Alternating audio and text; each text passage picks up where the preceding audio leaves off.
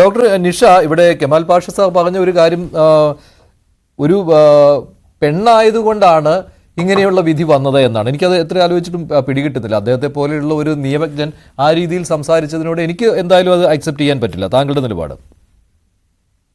അദ്ദേഹത്തിന്റെ നിലപാട് പറഞ്ഞു, അതിലൊട്ടും തന്നെ ഞാൻ അതിനൊരു തെറ്റ് പറയുന്നില്ല. ഓരോ മനുഷ്യർക്കും അവരുടേതായ സ്റ്റാൻഡ് നിലപാടുണ്ടല്ലേ. അപ്പം അദ്ദേഹം അതുപോലെ തന്നെ ഇപ്പൊ അഭിലാഷ് സാറും അതാണ് അദ്ദേഹത്തിന്റെ നിലപാട്. അദ്ദേഹം പറഞ്ഞു, see everybody has the right to say. പക്ഷേ ഒരു പെൺകുട്ടി എന്ന് പറയുമ്പോൾ, ഈ പറഞ്ഞ ഞാൻ ഒരു സ്ത്രീയാണ്, ഇവിടെ പെണ്ണോ ആണോ എന്നല്ല. ഒരു ക്രൈം എന്ന് പറയുമ്പോൾ ജെൻഡർ ഇക്വാളിറ്റി പറഞ്ഞു. ഇക്വാളിറ്റി എന്ന് വെച്ചാൽ എന്താണ്?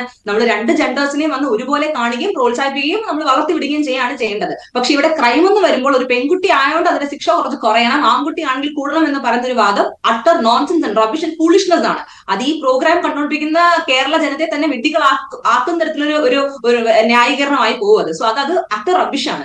പെണ്ണോ ആണോ കുറ്റം അല്ലെങ്കിൽ ക്രൈം എന്ന് പറഞ്ഞു കഴിഞ്ഞാൽ ഒരു 0.1% പോലും ജസ്റ്റിഫൈ ചെയ്യാൻ പാടില്ല. ആ കുട്ടിയുടെ ഭാഗം ആരും നോക്കിയില്ല, ഗ്രീഷ്മയുടെ ഭാഗം ആരും നോക്കിയില്ല, ഗ്രീഷ്മനെ വളരെ ക്യാരക്ടർ അസാസിനേഷൻ ചെയ്തു എന്നൊക്കെ തന്നെ വാദങ്ങളുടെ ഉന്നയിച്ചു. ഞാൻ ചോദിക്കട്ടായോ, ഈ ക്രൈം ചെയ്യുമ്പോഴും ഈ പ്രീ പ്ലാൻഡ് ചെയ്യുമ്പോഴും ഈ ഗ്രീഷ്മയ്ക്ക് മെച്ചൂരിറ്റി ഇല്ല, അല്ലെങ്കിൽ ഇൻമെച്ചൂരിറ്റി ആണ് ചെയ്തതെന്ന് പറയുന്നല്ലോ. അപ്പം ഈ കുറച്ചു മുമ്പ് ഇവിടെ ഒരു സ്പീക്കർ പറഞ്ഞതുപോലെ, അല്ലെങ്കിൽ ഞാൻ കുറച്ച് ഇതിന് തുടക്കത്തിൽ പറഞ്ഞതുപോലെ, മറ്റു കാര്യങ്ങൾ ചെയ്യാനും ഈ പറഞ്ഞത് കണക്ക് ലൈംഗിക ബന്ധത്തിൽ ഏർപ്പെടാനും ഒക്കെ, അല്ലെങ്കിൽ വീഡിയോ റെക്കോർഡ് ചെയ്യുമ്പോൾ അതിനോടൊപ്പം തന്നെ സഹകരിക്കാനും ഒക്കെ അവരുടെ മെച്ചൂരിറ്റി എവിടെ പോയി? അപ്പൊ ഇത് അവൾക്ക് സോൾവ്, അല്ലെങ്കിൽ ആ വ്യക്തിക്ക് സോൾവ് ചെയ്യാൻ പറ്റാത്ത കാര്യങ്ങളൊന്നും തന്നെ അല്ലായിരുന്നു. She was very particular that ഈ പർട്ടിക്കുലർ ഷാരൻ എന്ന് പറഞ്ഞ പയ്യനെ കൊല്ലണമെന്ന് വളരെ ദൃഢമായി ഉറപ്പിച്ച് നിശ്ചയിക്കുകയും അത് എക്സിക്യൂട്ട് ചെയ്യുകയും ആ കൊലപാതകം വളരെ നാച്ചുറൽ ഒരു സ്ലോ പോയിസണിംഗ് തരത്തിൽ ആകണമെന്ന് ഉറച്ചു തന്നെ ചെയ്തൊരു കാര്യമാണ്. 1% പോലും കുറ്റബോധം ഇല്ല ആ പെൺകുട്ടിക്ക്, അല്ലെങ്കിൽ ആ സ്ത്രീക്ക് എന്ന് പറയാം. അപ്പോ ഇത്രയും മനുഷ്യ കുലത്തിന് തന്നെ കളങ്കം ഉണ്ടാക്കുന്ന ഒരു പ്രവണതയാണ് ഗ്രീഷ്മ ചെയ്തിരിക്കുന്നത്. അപ്പൊ എങ്ങനെയൊക്കെ പറഞ്ഞു ഒരു എന്താ പറയുക, ഡെത്ത് പെനാൽറ്റി കൊടുത്തു, അല്ലെങ്കിൽ ക്യാപിറ്റൽ പണിഷ്മെന്റ് കൊടുത്തു എന്ന് പറഞ്ഞുകൊണ്ടുള്ള ആരും സന്തോഷിക്കുന്നില്ല. അവൾ ചെയ്ത ക്രൈം എന്താണോ അതിനനുസരിച്ചുള്ള ശിക്ഷ, തക്കതായ ശിക്ഷ കൊടുക്കുക തന്നെ ചെയ്യണം. ഇപ്പോ കമാൽ പാഷ സാറോട് പറയുന്നുണ്ട് പെൺകുട്ടി എന്ന ലെവലിൽ. കാര്യം അദ്ദേഹം മേ ബി കൊൽക്കത്ത റേപ്പ് കേസിനോട് ഒരു പക്ഷേ അതിനെ കമ്പയർ ചെയ്ത് കാണാം. കാര്യം കൊൽക്കത്തയിൽ നടന്ന എന്താണ്, ആർജികർ കേസിൽ നടന്നെന്ന് പറഞ്ഞു കഴിഞ്ഞാൽ ഒരു ഡെത്ത് പെനാൽറ്റി എക്സ്പെക്ട് ചെയ്ത ഒരു കേസിൽ വന്നിട്ട് സെഷൻ കോർട്ടിലെ ഒരു ഒപ്പീനിയൻ എന്ന് പറഞ്ഞു കഴിഞ്ഞാൽ വെൻ ഫോർ ലൈഫ് ഇംപ്രിസ്മെന്റ്. അപ്പോൾ അവിടെ പോലും ഡെത്ത് പെനാൽറ്റി കൊടുത്തില്ല. പക്ഷെ അവിടുത്തെ സിറ്റുവേഷൻ മനസ്സിലാക്കേണ്ടതെന്ന് വെച്ച് കഴിഞ്ഞാൽ അതൊരു പേഴ്സണൽ ഇൻവോൾവ്മെന്റ്, അല്ലെങ്കിൽ പേഴ്സണൽ വെഞ്ചൻസ്, അല്ലെങ്കിൽ ഒരു പ്രതികാരത്തിന്റെ ഒരു കേസ് അല്ല. അവിടെ ആ ട്രെയിനി ഡോക്ടർക്ക് സംഭവിച്ചത് ഒരിക്കലും തന്റെ ലവറോ ഭർത്താവോ അവരാരുമല്ല ആ കുട്ടിയെ റേപ്പ് ചെയ്ത് കൊന്നത്.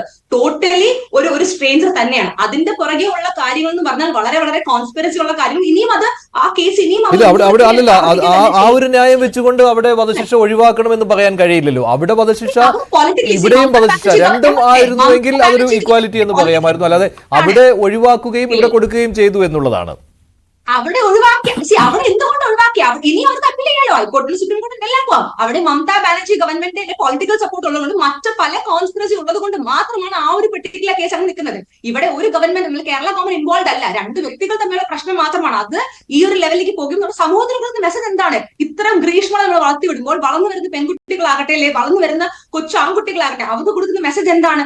വിമൻ അല്ലെങ്കിൽ സ്ത്രീ അല്ലെ ഗേൾ എന്ന് പറഞ്ഞു കഴിഞ്ഞാൽ എല്ലാവിധ സംരക്ഷണവും സേഫ്റ്റിയും കൊടുത്ത് വളർത്തി അവരെ പ്രൊമോട്ട് ചെയ്യുകയും ചെയ്യുന്നു. അപ്പൊ അവരെന്ത് തോന്നിവാസം കാണിച്ചാലും അവർ പെൺകുട്ടി ആയതുകൊണ്ട് നമ്മൾ സംരക്ഷിക്കണം, നമ്മൾ അവരെ വളർത്തി വരണം. അപ്പൊ നാളെ സ്വന്തം ഒരു പെൺകുട്ടി തന്റെ അച്ഛനെയോ അമ്മയോ കൊല ചെയ്യുകയും അല്ലെങ്കിൽ ക്രൂരമായി എന്തെങ്കിലും ചെയ്യുകയും ചെയ്യുമ്പോൾ ഒരു പെൺകുട്ടിയല്ലേ അവൾ വിട്ട് കളയാം, അവൾക്ക് പ്രായപക്വത ഇല്ലാത്തത് ചെയ്തെന്ന് പറയുന്നത് അതൊരു എംപവർമെന്റ് അല്ലല്ലോ, അതൊരു വളർത്തിവിടുന്ന മറുപടി. അതുപോലെ തന്നെ ഇവിടെ ഈ ജെൻഡറിന്റെ കാര്യം പറയേണ്ട ആവശ്യമുണ്ട്.